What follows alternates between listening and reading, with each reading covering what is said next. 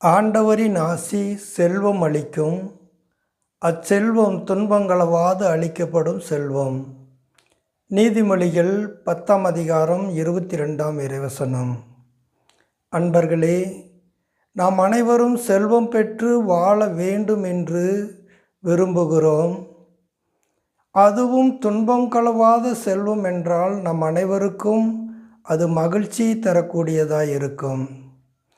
ஆனால் துன்பங்கலவாத செல்வம் பெற வேண்டுமானால் நாம் என்ன செய்ய வேண்டும்? ஆண்டவரின் ஆசீரை பெற்ற மக்களாக இருக்க வேண்டும்.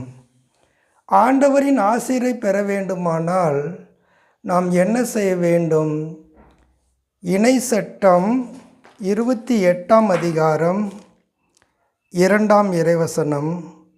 உன் கடவுளாகிய ஆண்டவரின் குரலுக்கு செவி கொடுத்தால் இந்த ஆசிகள் எல்லாம் உன்மேல் வந்து உன்னில் நிலைத்திருக்கும்.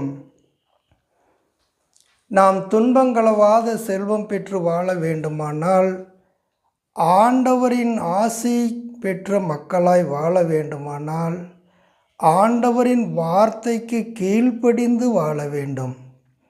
ஆண்டவரின் வார்த்தைக்கு கீழ்ப்படிந்து வாழ்ந்தால் துன்பங்களவாத செல்வம் பெற்ற மக்களாய் வாழ்வோம். God bless you.